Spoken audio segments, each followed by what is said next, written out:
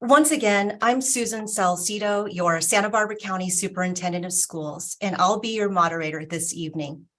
In tonight's panel discussion, we'll be examining the opioid and fentanyl epidemic that's affecting so many people of all ages and backgrounds across the nation and here in Santa Barbara County.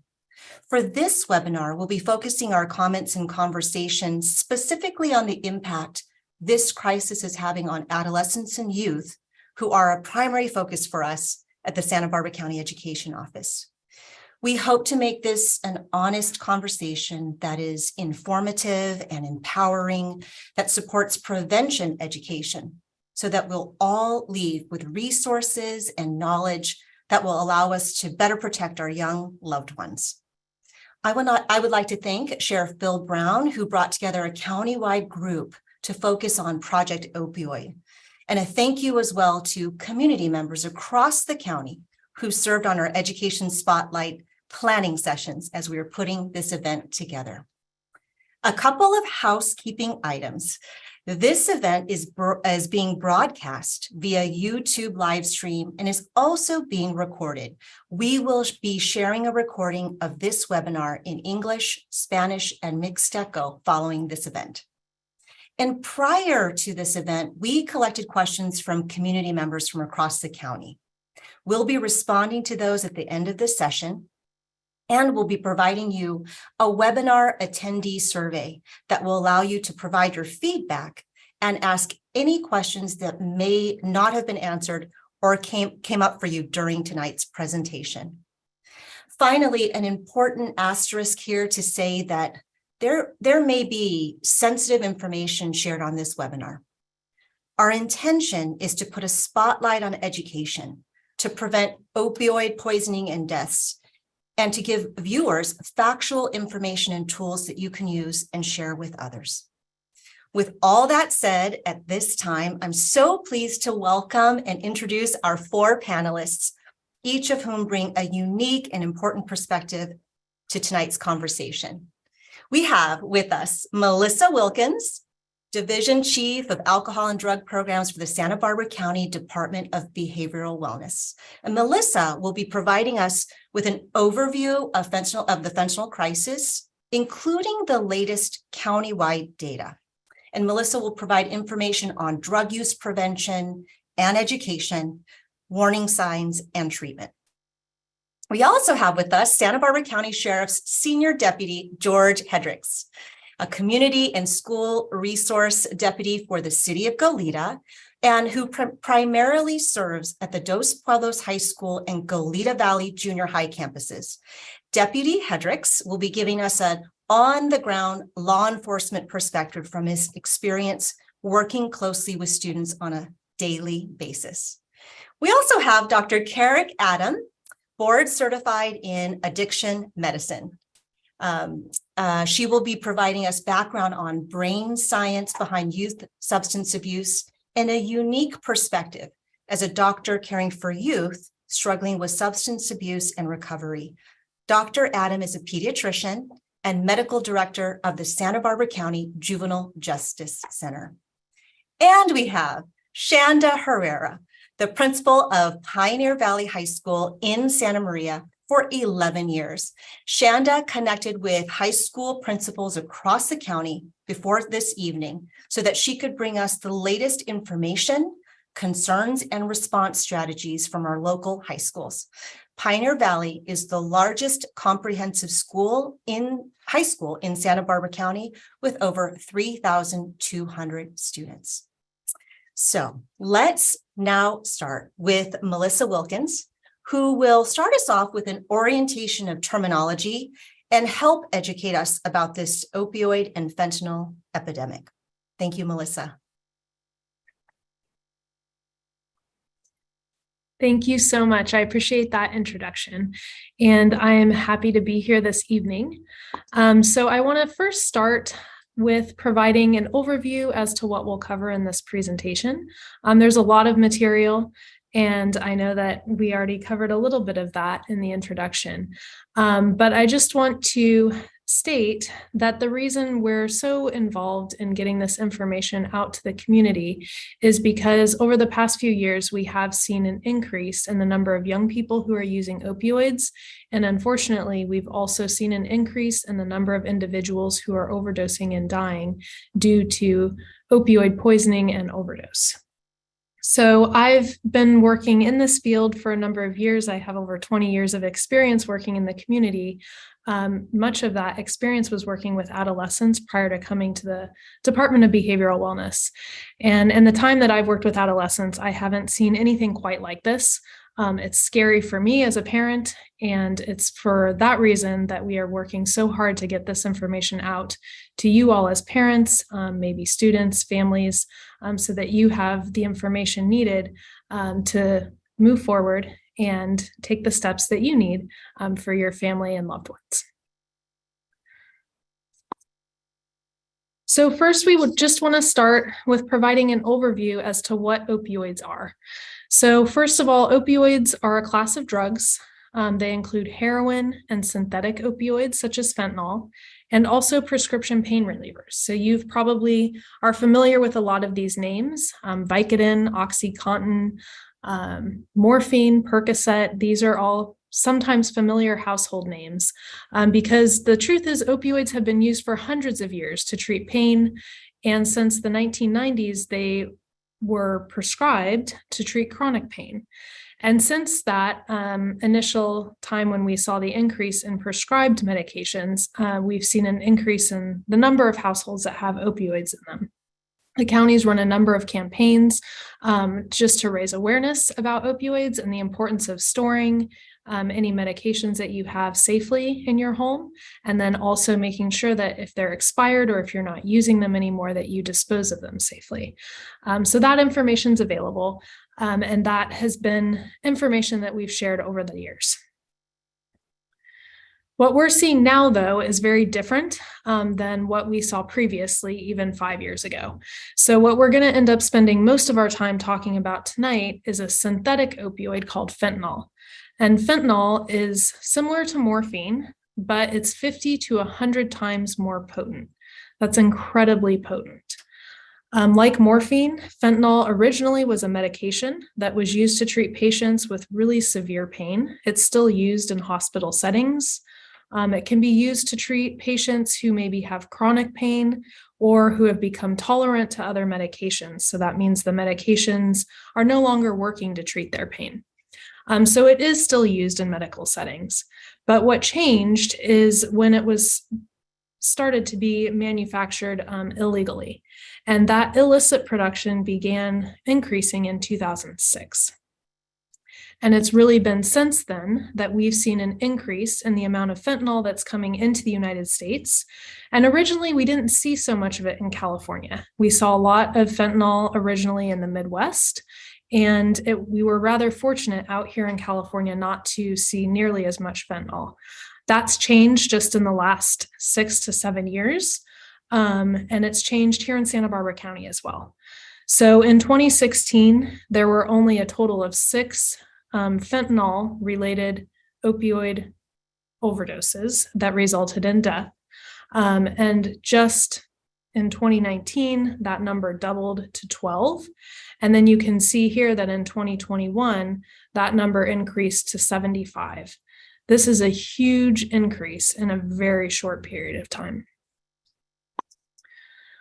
Here you can see on this slide a little bit more detail around this information. We partner really closely with the Sheriff's Department to get this information, and we're still working on compiling the final numbers for 2022. So as soon as we have those numbers finalized, we'll be sure and share that out with the community.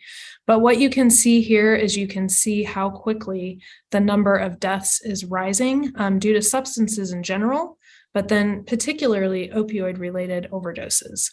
And so the orange is showing the opioid-related overdose deaths. So you can see that even in 2017, there were only 38, and now we're up and over 101. The majority of those are fentanyl-related overdose deaths. Sorry. So as we look at this, it's a serious issue. It's one that is an issue nationwide, and we're seeing it impact our community locally as well. So first, we just want to share information with you as to what fentanyl looks like. And I like to start with this slide because this is what it looks like when prescribed in a medical setting.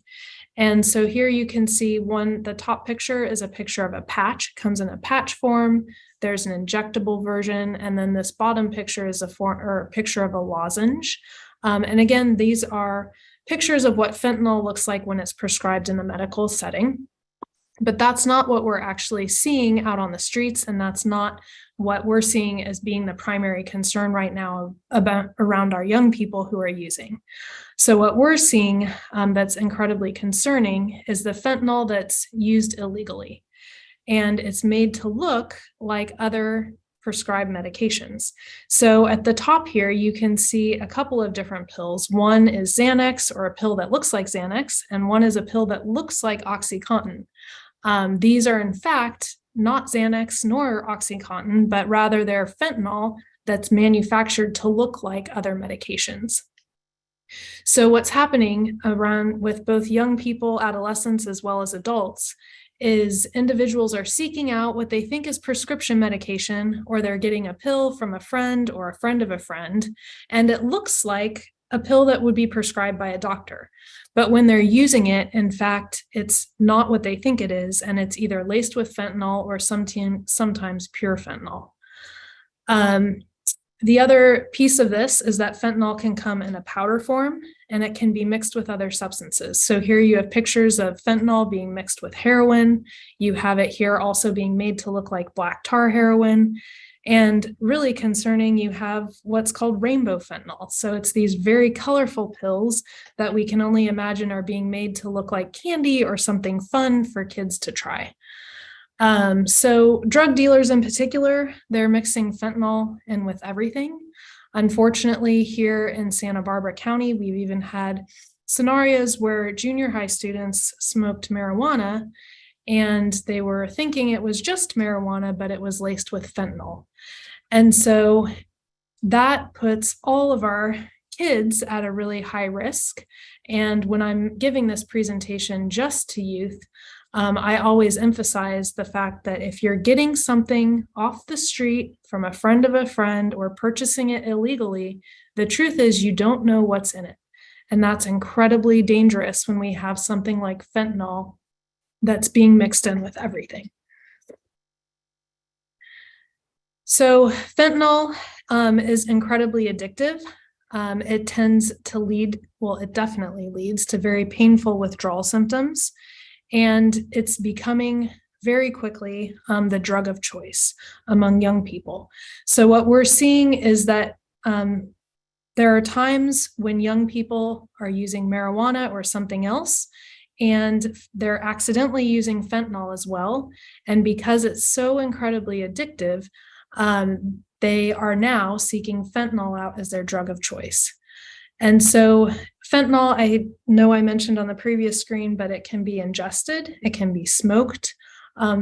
Because potency varies even within one pill, pills may be used in groups of people. One individual may use and be okay. Another individual may receive something much more potent, which can lead to opioid poisoning. Very small quantities of fentanyl can also be smoked out of foil. This makes it really, really easy to hide. If individuals are looking to hide their use, it's easy to hide because such a small amount is so incredibly potent. And here is a breakdown of that overdose data that we talked about, and this is by age group.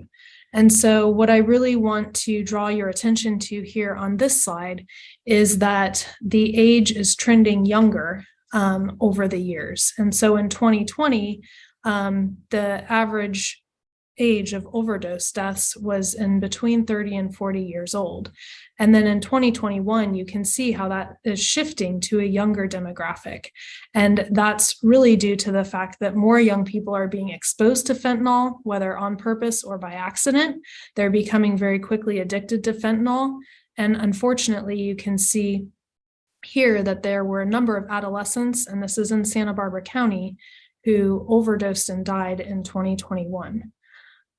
What's even more tragic about this data, and I'm sorry, this is the really heavy part of the presentation, is that many of these individuals were not individuals who had any sort of history with using substances.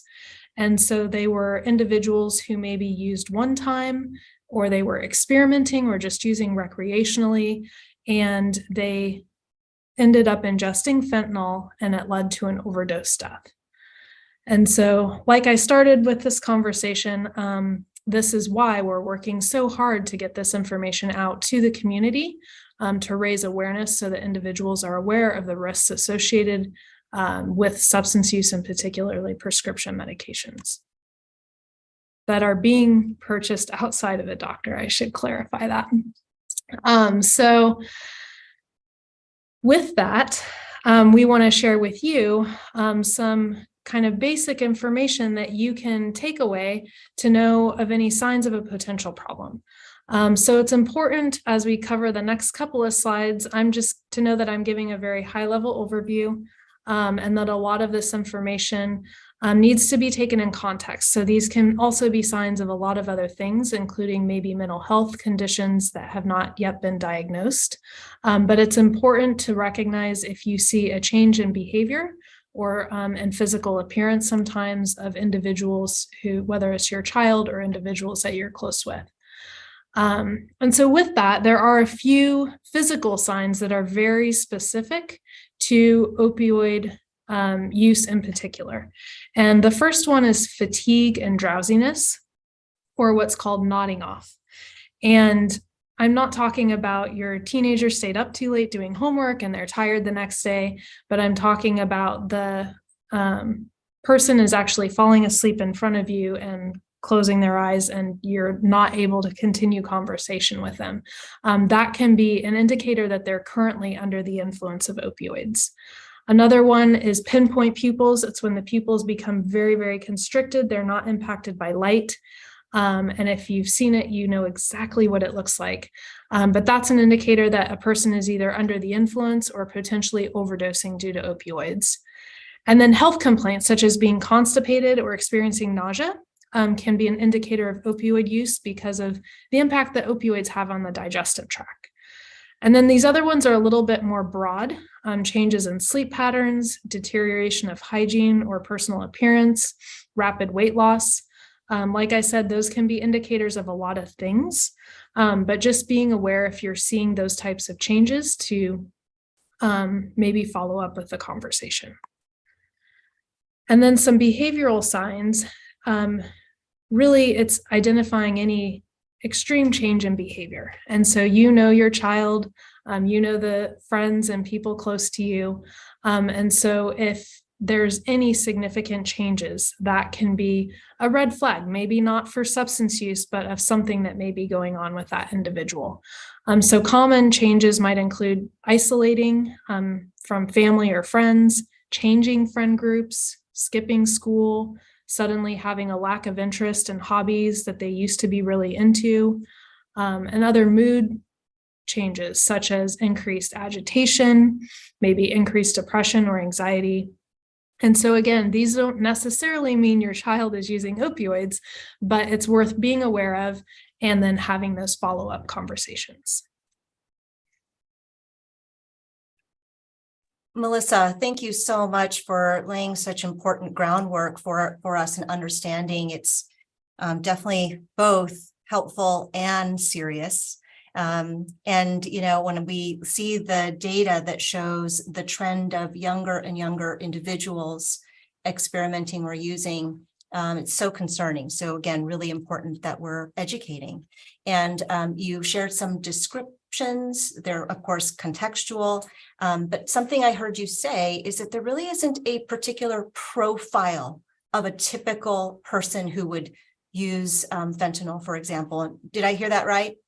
Yes, and thank you for bringing that up. That's another really unique aspect of this particular crisis, I guess, or opioid epidemic, is that it's impacting individuals across all sociodemographic areas. So doesn't matter what your income is, what your race or ethnicity is. There's really, this is a particular issue that's impacting everyone, and it's trending younger and younger. And so that's the piece that's really concerning for me. Thanks, Melissa. I really appreciate it. And we'll make sure to bring you back in as a panelist. You'll stay on, but you'll bring you back in as a panelist and respond to some other questions in a few moments. But I'd like to turn now to Shanda Herrera, principal of Pioneer Valley High School. And thank you, Shanda, again, so much for being a panelist today. And as I mentioned earlier, you had huddled with some colleagues across Santa Barbara County, other high school principals, so that you have had experience in seeing and feeling the effects of this on campus, unfortunately, but you kind of wanted to check in with others as well. Can you share with us what you're experiencing, what you're hearing, what you know about this crisis on campuses in Santa Barbara County? Yes. So as you said, I was able to connect with some of the other principals in North and South counties. And the biggest conversation that we had was about the raising awareness, as Melissa has said. And we talked about the fact that teenagers today, they're always on social media. And social media has a way of glamorizing and normalizing drug use. There's movies that, that casual use is okay. And so as a group, when we were talking, we just began to talk about the different ways that we are responding, and that we could share some of those tonight. What we have seen across, Lompoc, Santa Barbara, Santa Maria, is that schools are being joined by local organizations such as Fighting Back or the Youth Opioid Response Team, and they are working with the schools to bring different types of presentations to schools so that we can inform and get this message out. And that's happening in different ways. It's happening through nighttime presentations. As Melissa has said, it really, this fentanyl and opioid use does cut across all different demographics.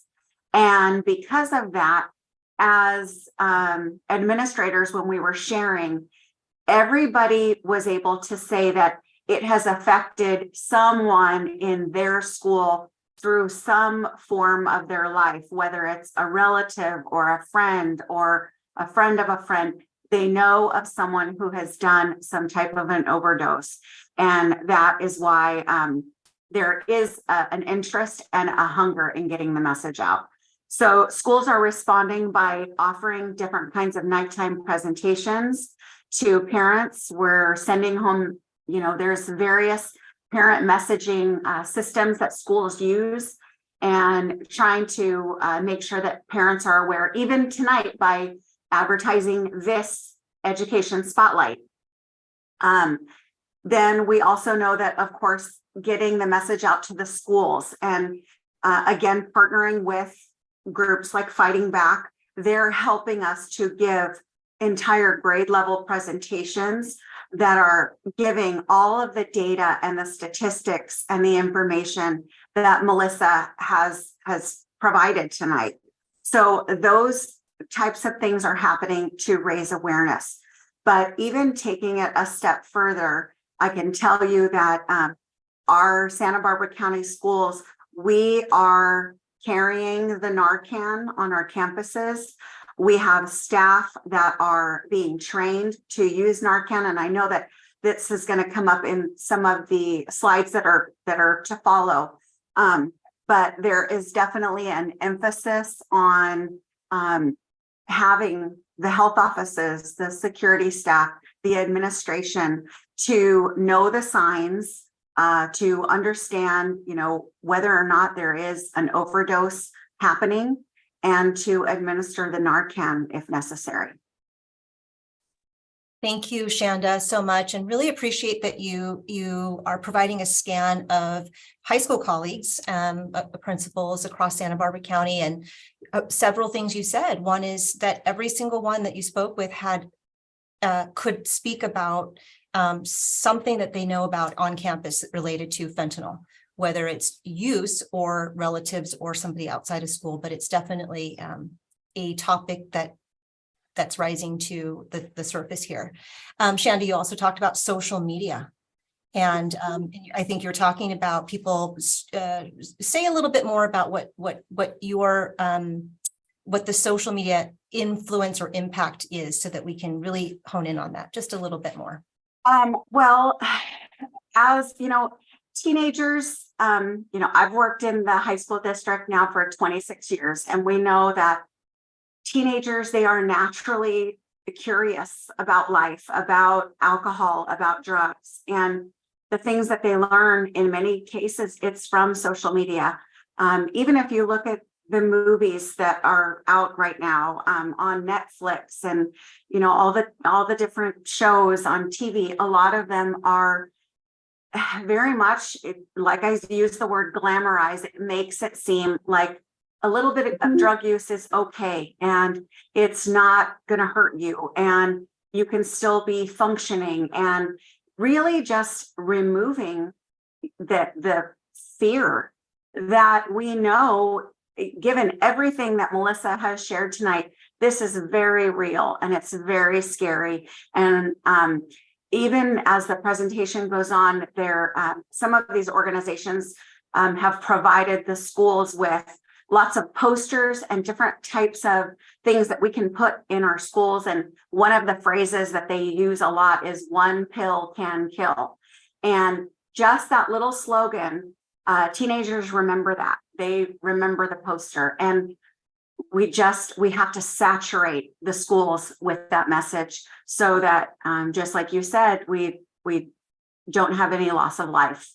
Yeah, thank you, Shanda. Really appreciate it. And as much as parents, we want to hope and believe that we know what our kids are viewing on their phones or devices. We don't always know what they're seeing on social media and videos, et cetera. So really appreciate that you illuminated that, Shanda, and that educator and administrator perspective from Pioneer Valley High School, but for all the high schools in Santa Barbara County.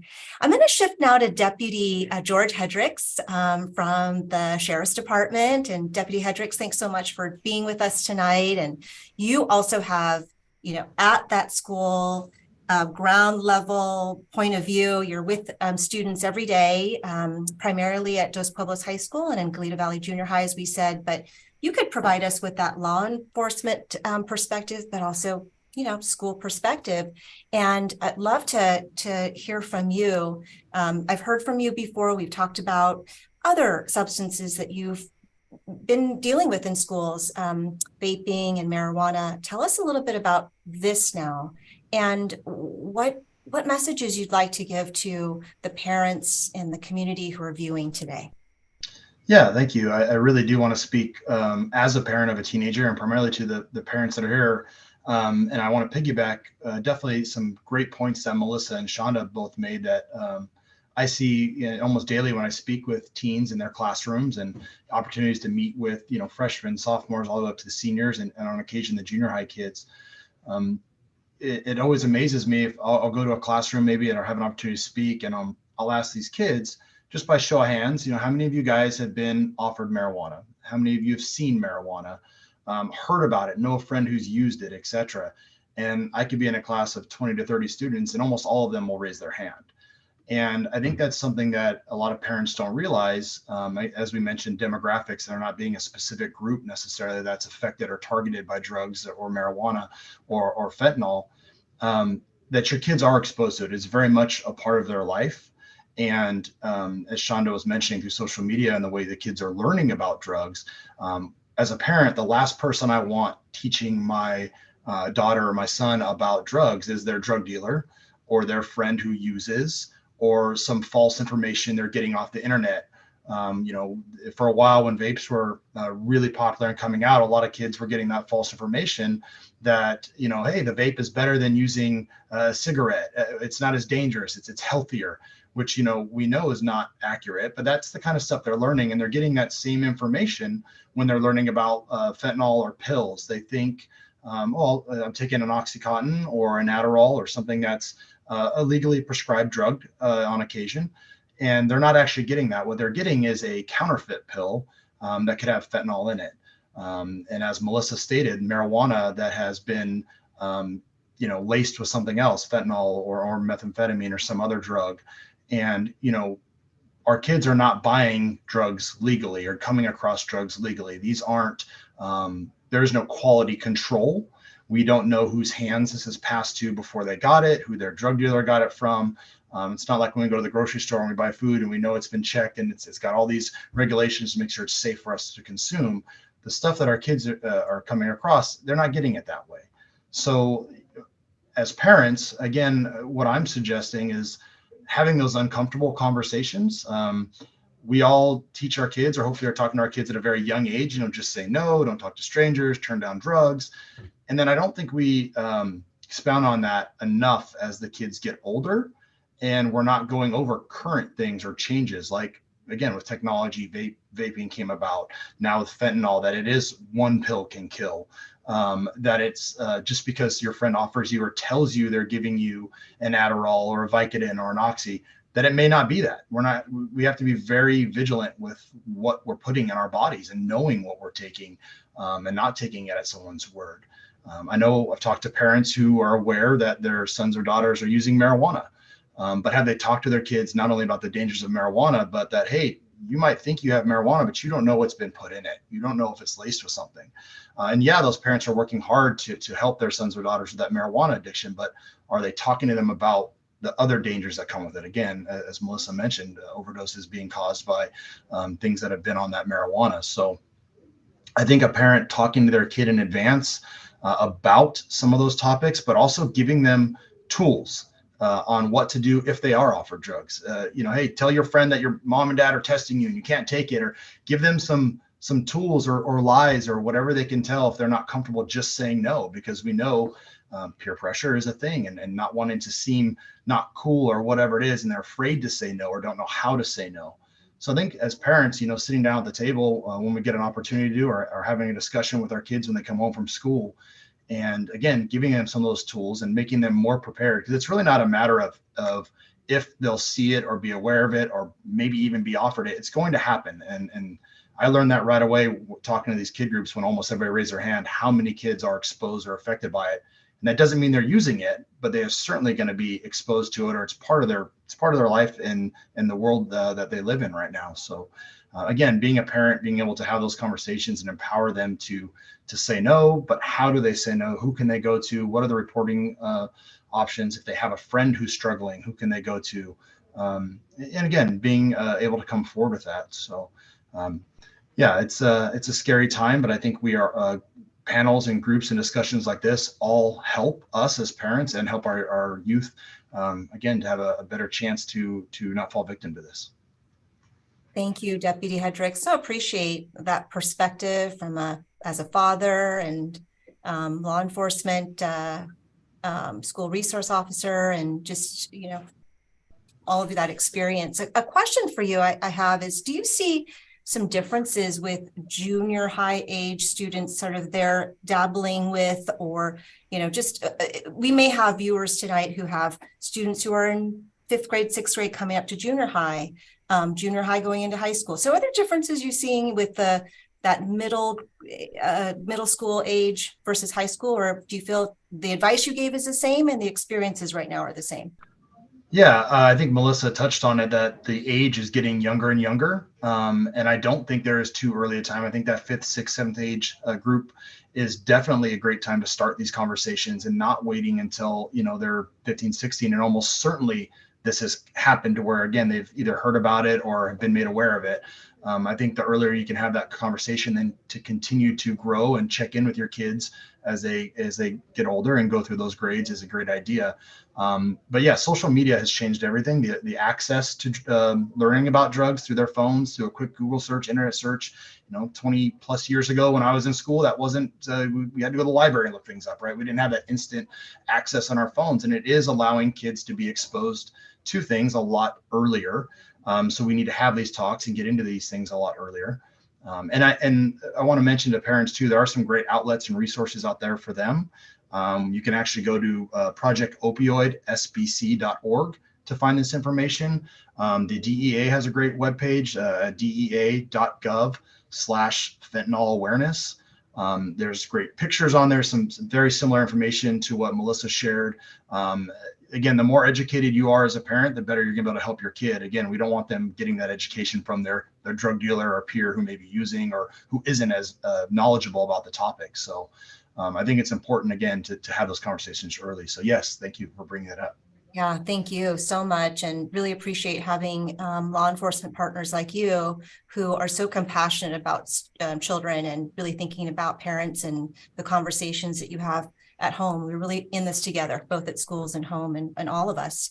I wanted to mention that the resources that Deputy Hendricks just mentioned, at the end of this webinar, we'll show you where we've listed out some of those resources. So we'll have that in case you didn't jot those down. And then Shanda earlier mentioned Narcan at school sites, or it's an opioid antagonist. It'll prevent somebody from dying.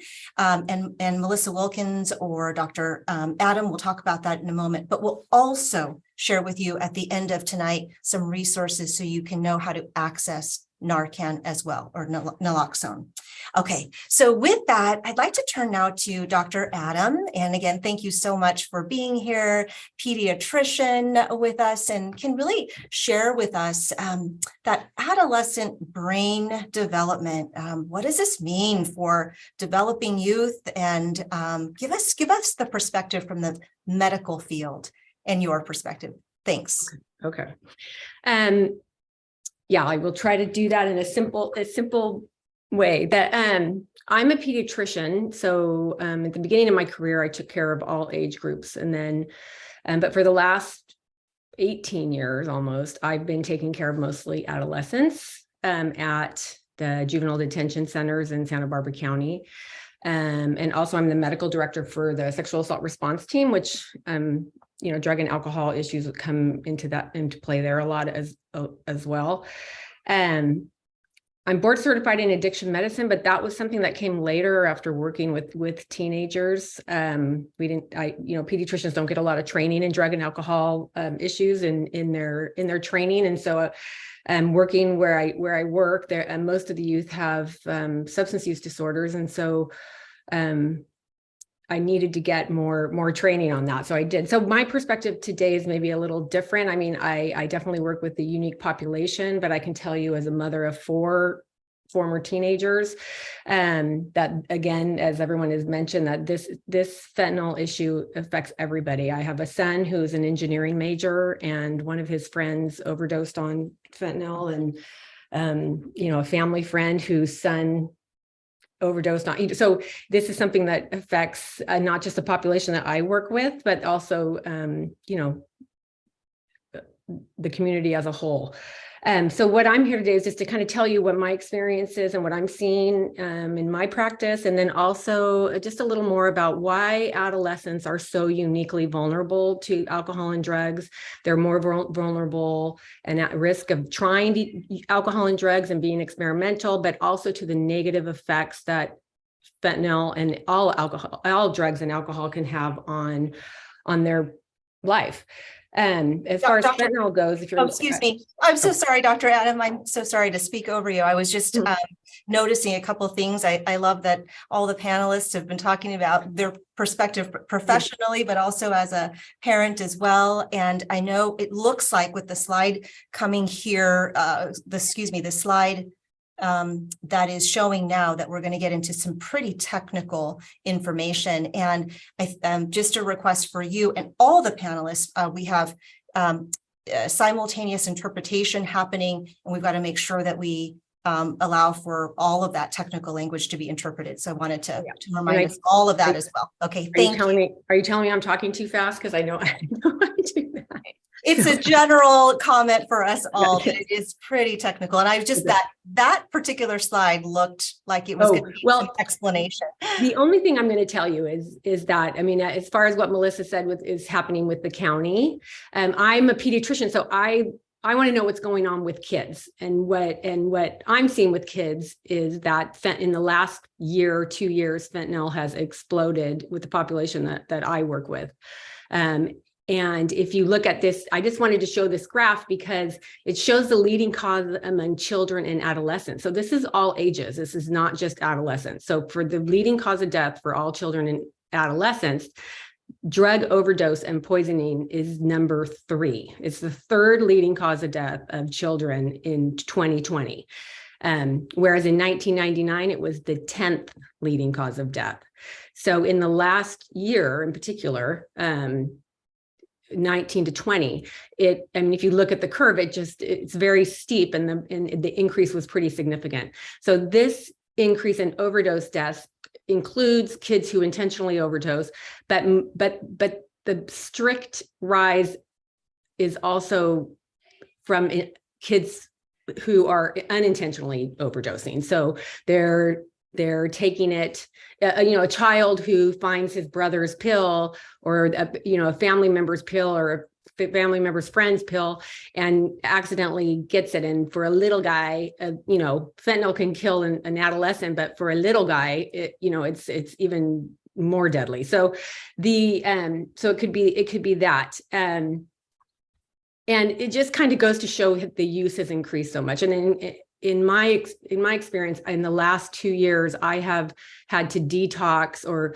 do medical withdrawal for more kids in the last 2 years than in the 16 years prior to working that I've had to withdraw before that. So it's pretty significant. I did a little study and at where I work, and 1/3 of the kids use fentanyl, which I don't think that reflects what the community, what's happening in the schools, but 1/3 of the youth I work with use fentanyl as their drug of choice.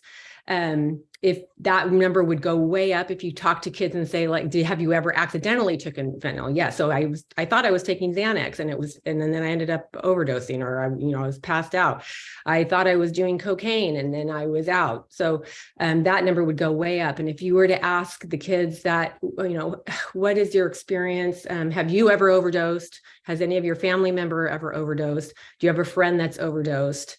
To the point of death or to the point where they had to go to the hospital. And I would say the majority of them would say, yes, I know someone who's overdosed. This affects most kids that I work with. As far as the Narcan, we send home, if they say they have a family member, if they even mention fentanyl or any kind of opioid, or even if they say we're doing Xanax, I'm going to send them home with Narcan, just because I feel like the supply of drugs is so contaminated with fentanyl that you just never know what you're taking. And I've had kids that have actually, make drugs, and I'm going to tell you, they're not chemists. They're not, I don't know how well they're measuring out stuff. So again, when Melissa says, there may be different, each pill might have a different dose of fentanyl in it. One might be lethal and one may not be. That is absolutely true. So it's definitely, causing death in children. But on top of that, there's also just the morbidity or the kind of health illness or the illness that goes along with fentanyl. For people who don't overdose or who are using it, as far as physical health problems, mental health problems, school problems, relational problems, and all the things that Melissa kind of went over as far as that goes. And so one of those could be addiction or developing a substance use disorder. And what addiction is, it's a continued compulsive use of a substance, even though it's negatively affecting yourself or your relationships. And addiction is a developmental disease. So it's a disease that starts in childhood. So this is my big push, like, because I know, when you talk about treatment, it's a lot of it, adult focused and it seems like, more, that's when you're going to go to treatment. Kids are experimenting. It's a rite of passage, most use, and they don't develop problems, but actually a lot do. So an addiction actually develops when you're a teen as a pediatric illness. Most adults who have a substance use disorder started using when they were 18. So if you want to kind of be more specific, the younger you are when you use, the more risk for developing a substance disorder you have. So for example, if you use cannabis, you're 8 times more likely to develop a problem with cannabis if you start using before 21. And with alcohol, it's 5 times higher. I don't know what the numbers are with opioids, but I imagine it's much higher as well. So for example, if you have a child that's, most of the kids I work with that have substance use disorders, when I ask them, when did you start using, it used to be that I would just be already writing 11 or 12 before they would even talk. They would tell me, because that's kind of what it was. It's starting to get a little bit younger now, like 11, 10. So if you have a kid that's using, at 12, or you find marijuana or any drug in those years, that's a big red flag. And the conversations need to be talked about. You need to talk to your pediatrician or kind of access some help with that. And the reason why they're at such increased risk is because their brains are developing still. And when you use substances that affect the brain, it actually changes the way that your brain develops. It actually changes the trajectory of your brain development. So adolescents and teenagers, young adolescents, they're uniquely at risk for trying drugs and alcohol. They're more likely to try, and they're more vulnerable to the negative effects. And I'll just say that. I'm going to say it one more time before I'm done. That's because their brains are still developing. Their brains are developing so rapidly during adolescence. It's probably one of the most rapid periods. Things are happening fast. The only other comparable time to the changes that are occurring during adolescence in the brain development would be from 0 to 2. And if you think about what happens from a newborn baby to a 2-year-old, it's easier to say, like, wow, that's a huge change. That type of development, that many changes and those many neurons connecting and pruning and making things more efficient and getting rid of things that don't work and adding new connections. It's the same when you're an adolescent. So it's huge. And you don't get a do-over. Once you go through your adolescent development, you don't get to go back and do it again. And the things that you're doing, the things that are happening to your brain during this period can really mold the way your brain is going to develop. And when it comes to drugs and alcohol, it can mold it to where it's harder for you to not use. So I'm going to try to explain that a little bit better. When there's 2 areas of the brain that are important when we're talking about this. So the prefrontal cortex, which is in the front in the purple, that area of the brain is one of the last parts of the brain to develop. It's just starting to come on board when you're a teenager. In the early adolescence, it's not working all that great. It's just starting to come on board. This part of your brain is important for executive functioning. It's important for organization. It's important for self-control, for emotional regulation. This is a part of the brain that's like, maybe I shouldn't do that. Or there might be a negative consequence to that. Maybe, so that's this part of the brain. I want to call it the brakes. This is the brakes. It's kind of like, wait a minute, let's think about this before you do it. And that's the last part. That's a later part of the brain development. So during adolescence, it doesn't work all that great. The limbic system, the part in the blue, that develops earlier. And that is the strongest part of the brain, or the most prominent part of the brain in a adolescent. This I'm going to call the gas pedal, because this is the emotional part of the brain. This is the impulsive part of the brain. This is the part of the brain that thinks it's a good idea to ride your skateboard over a 12-foot wall, or drive your car 100 miles an hour. That's this part of the brain. So and so this part of the brain is very prominent. And when the gas is pushed and the brakes don't work very well, that makes this teenager makes it harder for them to control their impulses, to control their emotions. I mean, I don't know if you guys remember, but I remember being in love and can't imagine loving anybody more than this guy, or the breakup, just the emotions are so intense, and so they sometimes, it's not like being an adult. Their brains are different, and they are primed to try to act impulsively. They're primed to want to experiment. They're primed to try novel things. They're primed to take risks. And there's a reason for this, and it helps them learn, and it helps their brain mature. And this is part of the development. But it also makes them more likely to try drugs, because it seems exciting and it feels exciting when you use them, right? And even we think that maybe teens, when the highs that they feel, well, all humans, all mammals create a substance called dopamine, and it's a chemical that kind of is a neurotransmitter, so it helps. And it's important for motivation and reward. And when we do things that are vital to our survival or vital to our functioning, it releases dopamine, and that makes us feel good. And when we feel good, it's reinforces that behavior because it felt good. So for example, if I eat something, my dopamine, I have a constant level of dopamine. If I eat something, the dopamine level is going to go up. If I eat chocolate, it's going to go up 50 times more than baseline. I like chocolate. That is reinforcing. I'm like, hey, that was a good thing. I want to do it again. We have to procreate. We have to have babies. So when you have sex, the dopamine levels rise maybe 100 times more normal. That feels good, and it's reinforcing. And so I want to do it again. And that's something that's necessary for me to survive. What happens with kids is that they're more likely to try drugs, right? Because they're seeking out stuff that is exciting. And then what happens with drugs is it also releases dopamine, but at an artificially high level. So for example, nicotine would be 150 times baseline. That's not a natural amount.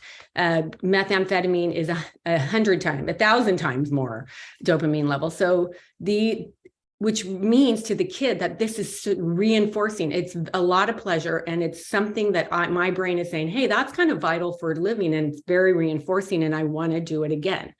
Now, for an adult, these things can still happen. You can still develop an addiction as an adult, harder than if you wait till 21 and over to try. It's less, the percentages are way lower than if you're a kid, and this is why. Because if I have my gas on and I am like, okay, let's do it, let's try, which they're primed to do, and then they do it, and then it's so unnaturally high and reinforcing that it actually then makes connections that reinforce that, and my brain is developing in a way that reinforces using drugs. When you get to a point, some people who develop addiction get to the point where their brain is tricked to think that it's actually necessary for their survival, right? So that can bring another whole host of problems for youth. So again, that just explains why they're more likely to use. The gas is going, there's not a lot of breaks. And because of that, when they do use, and it's such an unnatural reinforcing pleasure that it can lead them more likely to develop an addiction. So they're more vulnerable. They're not adults.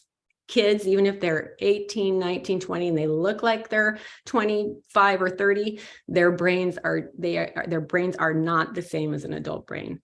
And then I'm just going to bring up, this is not specific to fentanyl, but I'm just for drug and alcohol use in general. I hear these myths a lot from parents, even friends of mine that have told me this, is that they're going to let their kids, I don't think there's a lot of people that let their kids do fentanyl, but alcohol, there's a lot of parents that say like, well, at least they'll be safe in my house, or I could teach them, they're going to go to college and I can teach them how to handle their alcohol. And these are myths. These have been proven to not be true. The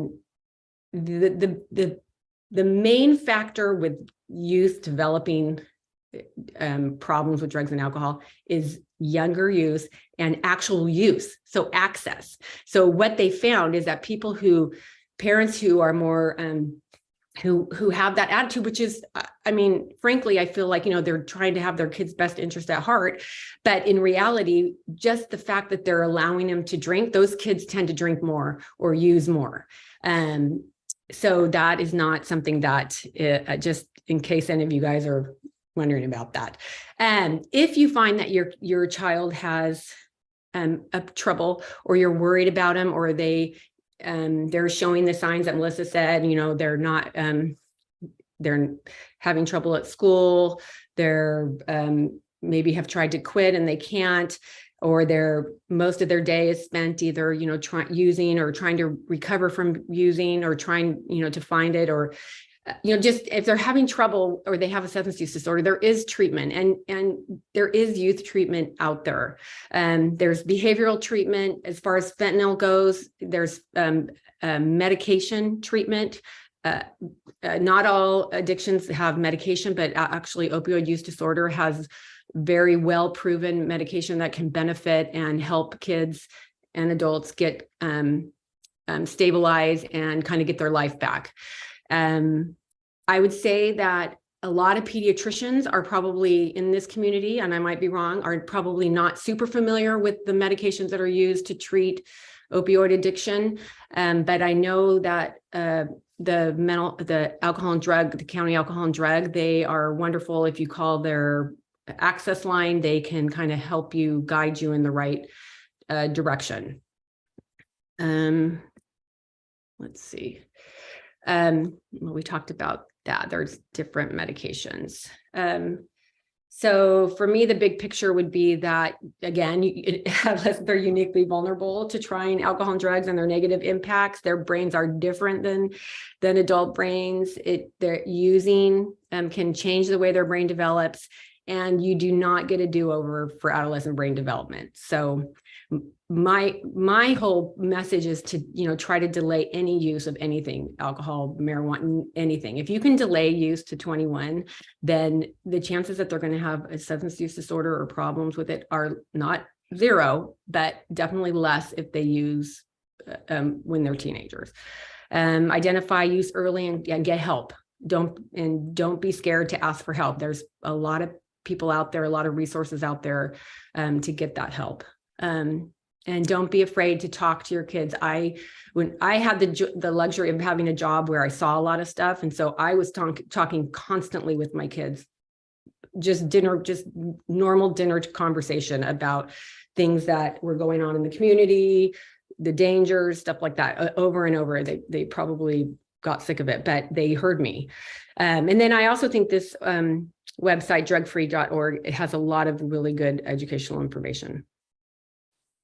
Thank you, Dr. Adam. In 15 minutes, brain development of teens and the messages that you got across, you don't have a do-over actually struck a huge chord for me as a mother of two teenagers. And I think you're right. You don't have a do-over with the brain development. That is, you do have an opportunity, as you said, of prevention, education, delaying any sort of start, all of these tips that you provided in sharing the brain development, which is complex. But when you compare it to that development of a 0 to 2-year-old, I think we can see that. We can definitely picture that. And for me, I think, in 0 to 2, you're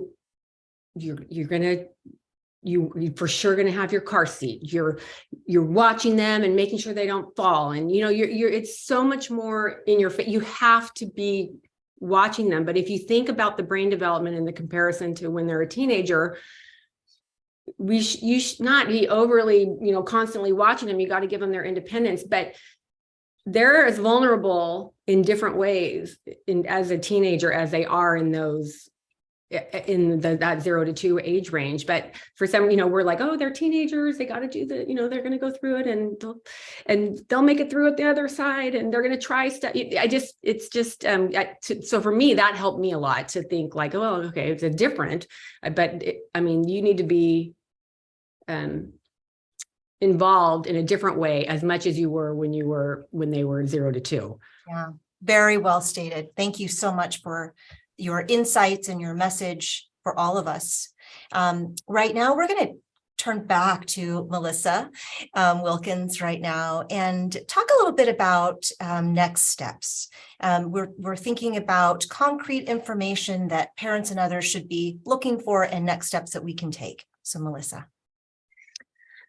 So I really appreciate all of the brain science. You stated so well. And on this piece, I just really want to emphasize the fact that there is hope and treatment works. So I feel like the first chunk of this presentation is really heavy in talking about the risks associated with substance use and experimentation. But being now that I work on the treatment side of things with behavioral wellness, we have so many success stories. And one thing that I feel really passionately about as a parent, I have a parent of a 9th grader and a parent of a 6th grader. Not only do I have those conversations with my kids, like Deputy Hendricks said or suggested, but I also just want to encourage you all to have those conversations with each other. I think there's a lot of stigma still around talking about substance use. And if your child is struggling with using substances, there's stigma around that. And so I just hope that one thing that can come of this educational spotlight is really just for you to know that you're not alone in your parenting, you're not alone in the concerns that you may have about your children. And I hope that as a community, we can start having open conversations with each other around really tricky topics. So there's that. I know you'll get this website to be able to explore all of these resources. There's a ton of resources available here locally. So you'll get this information, I believe, on the following this webinar. Oh, I forgot I'm controlling my slides. Here we go. Okay, so the next thing that we want to talk about, we've talked a lot about Narcan, and so I'm going to talk a little bit more about that with you all, but we want you to be aware of behaviors that put your child at a higher risk of opioid overdose or opioid poisoning. So if you have had the conversation with your child and you know that they are using, it's important to know how are they using and to get some additional information and to know what type of use you're dealing with, I guess. So there are certain behaviors that are particularly risky. Using drugs alone is very risky. Mixing opioids with any other drug, whether that's alcohol, benzodiazepines, or stimulants, that's incredibly risky. The overdose data that we receive most frequently includes multiple substances that individuals are using. So typically when they are overdosing, they're not using just fentanyl, but it's mixed with other things. And then having a period where individuals were not using and then starting to use again puts them at higher risk of overdose as well. So when we have adolescents who go away to residential treatment and then they're coming back into their home, coming back into the community, we work really hard to provide that extra support for the family because if the adolescent wasn't using and then goes back to hanging out with maybe their peer group and uses again at the rate they were using before, that's really dangerous because their body may not be tolerant and they may overdose in that situation. And then this, I think we've all mentioned, but not knowing what drugs you're using is another very risky factor. So one thing that we're doing from a county standpoint, and this is really taking more of a public health approach, is trying to get information out to the community to prevent overdose. And so this is really addressing the issue from in the crisis moment, but we can't then provide additional resources, right, if we're not addressing that overdose in the moment. So we talk a lot about overdose prevention and how to prevent an opioid or how to address an opioid poisoning. So first of all, an overdose can happen. Well, it happens when opioid use suppresses breathing in a way that oxygen can't reach those vital organs. And then the body begins to shut down. And so what's really important to note is that an overdose can occur anywhere from 20 minutes to 2 full hours after that substance use. And I think this is important for teachers to be aware of, but also for parents to be aware of. So it may be that you've been with your child and you think, there's no way my child's overdosing. They haven't used. I've been sitting right here with them. But they may have used prior to coming home from school. They may have used prior to going onto the school campus. And so it's important to be aware of what those signs and symptoms look like. And with that, we've talked a lot about Narcan or naloxone. And so what that is a life-saving medication that can be used to reverse an opioid overdose. It's called an opioid antagonist. I'm not going to get too much into the weeds on the medical side of it, but what it does is it essentially reverses the effect of the opioid on that brain receptors. And it can almost immediately restore breathing for someone who is no longer breathing due to that opioid poisoning. So it's a really incredible medication that can be used to address opioid overdose, opioid poisoning. We've worked really closely not only with Santa Barbara County Office of Education, but with the community at large to get Narcan and naloxone out into the hands of as many people as possible within the community. So I'll talk more about how you can order your own Narcan naloxone in just a second.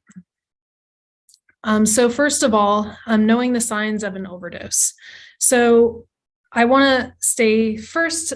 Someone being non-responsive is probably the biggest indicator, right? So if you're saying their name and they're not responding to you, their eyes are closed, their head's down, that's an indicator that they could potentially be overdosing. If they're just under the influence, typically you say their name, their head pops back up and they're like, what? And they'll start talking to you. So if they're non-responsive, what's recommended is doing a firm sternum rub. It's where you rub someone on the chest right here. And the reason for that is really just to see if they're responding to external stimuli. So do they respond to the feeling of someone touching their skin? If they're non-responsive to you talking and to that external stimuli, that's a big red flag. Other indicators are if their face feels clammy, if it's lost coloring, if they have their lips are turning blue, fingertips are turning blue, indicator that oxygen's not making it through their system. And then if their breathing is slow, erratic, or if you can't detect any breathing at all.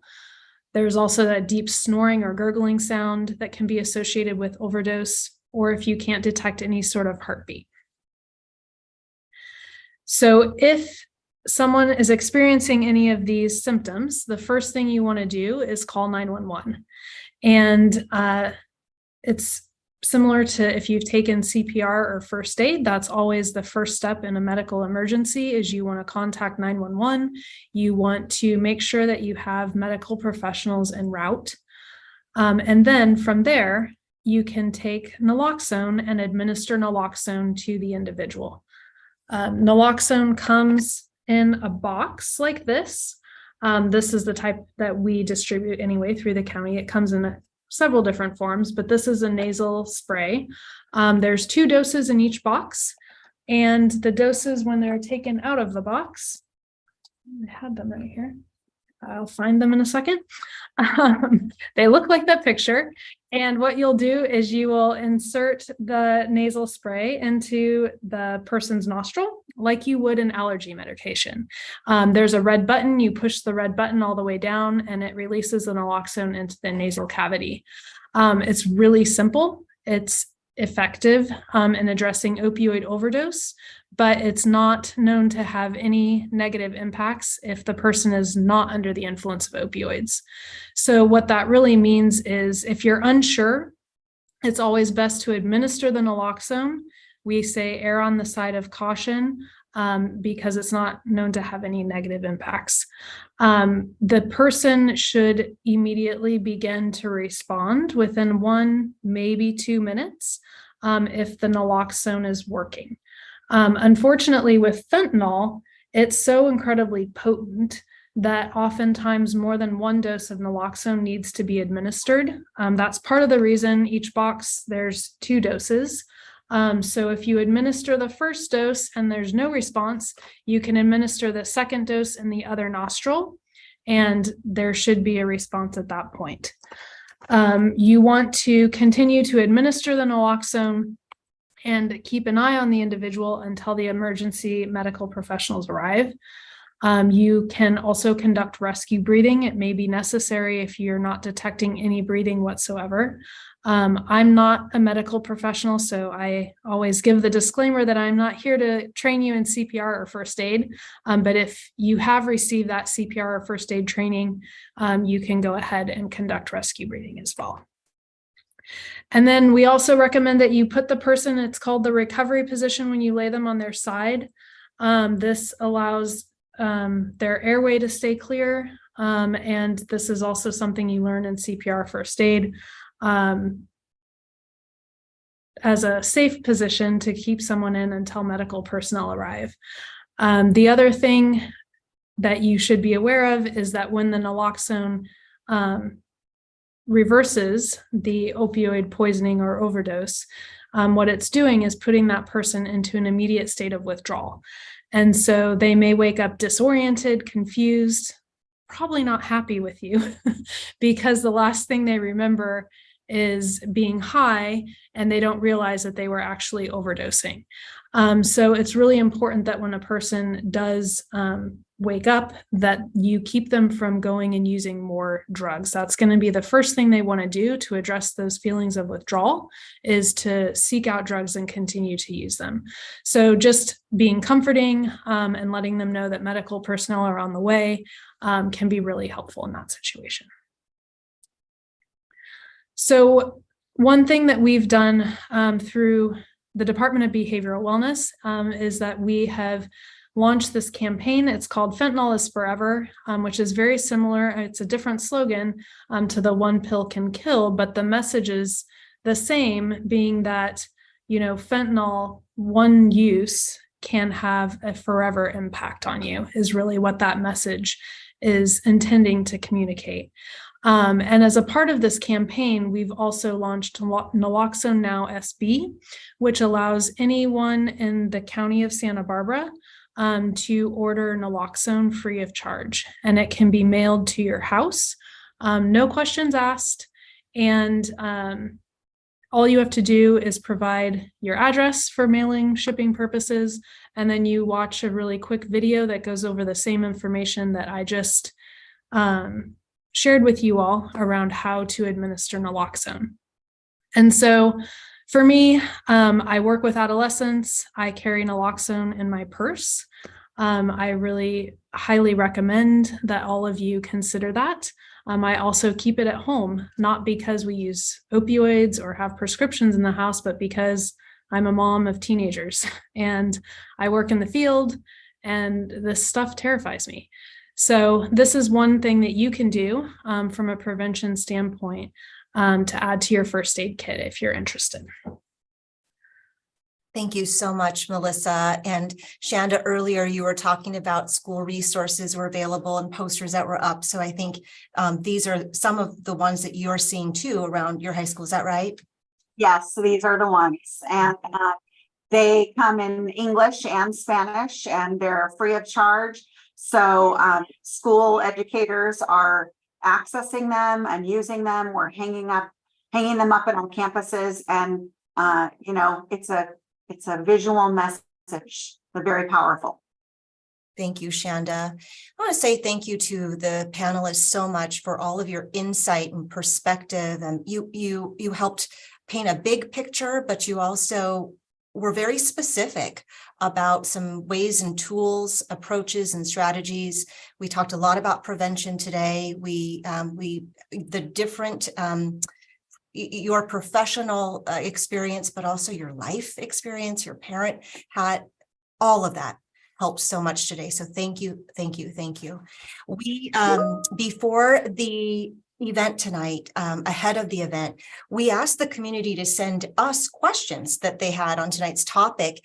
And honestly, most of those questions have actually been addressed tonight, I'd say. But I do want to point to a few that continue to come up. So just a couple, and then we'll, I'm mindful of the time and we'll close tonight's event. But a couple of questions that continue to come up are, okay, where are students accessing this? How is this coming about? So if I'll just ask you to unmute, panelists, to say, here's where we're seeing the access for students primarily. If you would tell us that, that would be great. Shanda, I see you unmuted. You know, we get asked this question a lot by parents, is where are the kids getting the drugs? And you know, it's from a variety of ways. I mean, they go on social media. We've actually had students at our school, administrators, that they can go onto their Snapchat or go onto their Instagram, and they can say, I'm looking for a high. And in many cases, it is wanting to get either a pill or maybe alcohol, and they're requesting it just for the very reason, like Dr. Adams shared, they want to have a high, and they are naturally curious about that. So, you know, for me, that's an answer that I see here at the schools. Thank you, Shanda. I'm going to offer this up to any of our panelists to address the same question. Deputy Hetrix, I see you've unmuted. Yeah, I would second what Principal Herrera was saying, that you know, we're not manufacturing the drugs at school. You know, we have some great science departments, but we're not doing that there. So you know, the number one way the kids are getting us is through their phones. They're going on social media platforms. You know, we mentioned Instagram, Snapchat. There's a whole list again on some of those websites that we talked about. Sorry, I just remembered I need to slow down. There's a whole list of information on some of those websites we shared, but the emoji, in fact, if you Google or look up the emojis they're using for drugs, their hookups, when it's delivered, certain emojis put together equal certain drugs. So parents, it's another great way for you to stay on top of it. If you're seeing things on your kids' phones and you just think it's cute conversation, it may be much deeper than that. Like Shanda was saying, they're advertising, or they're looking for these highs or certain drugs that they've heard about, but it's being advertised on there, and we do have kids who will share with us where they're getting it or how they're getting it. Obviously, in law enforcement, we follow up on that because we want to get the drug dealers, right? We want to get the bad guys to keep those drugs from our kids, but it's through their phones. It's coming through the neighborhood. Marijuana is legal now, so you know, adults are getting that, older siblings, cousins, relatives, and distributing it that way as well. And then friends share or offer it to their other friends because they don't want to use alone. So it just expands from there. But phones are really the number one way. That social media and online is the number one way, in my opinion, and what I'm seeing, and I think others would agree, that kids are getting it. And also, if I could just add to that, you know, the associated with that, you know, looking for a high or wanting a high, sometimes it's the friends that they're hanging out with. Sometimes it's the friend groups that they want to be in. There is a tremendous amount of peer pressure these days with all of the social media and the TikTok, and you know, what you should look like, and what you should eat, and what you should be wearing. Everything has a standard online, and the kids, especially post-COVID, they have a very hard time being away from their phones. And we tell parents a lot when we see them in the schools that it's important, if they have a monitoring tool on the phone, and they, as they buy those 2 lines and the parent option to monitor, it's very important if they can do that to do it. And even taking it a step further, I am also a parent of teenagers. As parents and even the educators that, as we were talking as a group of principals, we were talking about the conversations we have with parents, and just knowing our friends, knowing the kids that our kids are hanging out with, knowing the families that they're hanging out with, knowing where they're going. It is okay in high school to still ask a lot of questions. Just because they're in high school doesn't mean that we just release them into the world. As parents, we still need to be connected and curious about what they're doing. I can tell you personally, I always offer to drive everywhere so I can just listen to the kids that are talking in my car. Parents, the more connected they are to their student, the better off they're going to be. As adults and as people who are working in education, we see that they're naturally curious about the drugs and the alcohol. And so we've got to be brave, and we have to talk to them about the dangers, which I think all of us have said in a different way, one way or another tonight. We really have. Shanda, thank you so much. And I think you've connected so many of the messages that came across today. And I'm going to go back to Melissa so that Melissa earlier said, there is hope. Let's not lose hope. So Melissa, if you can say it one more time so that we can really hear you before we close out tonight on some resources that I promised I would share. Melissa, I'm going to provide you with the last word from the panelists tonight. That's a lot of pressure, the last word. But I do want to emphasize there is hope. We have a lot of really great resources throughout the county. So the websites that are going to be available to you will hopefully walk you through really easily with easy information as how to access those resources. So we have everything from, opportunities for just general support for kids. There's school-based programs as well as community-based programs. There's programs available in each region of the county. I would say that making sure your students are involved in something that they feel proud of, that is kind of a positive outlet, making sure that they have individuals that they feel safe talking to. Those are both really important from a resiliency standpoint. With COVID, I think a lot of individuals and adolescents are experiencing feelings of depression, feelings of anxiety. And so we're talking about that too. And just incorporating those feelings into these conversations around substance use is something that you can do at home.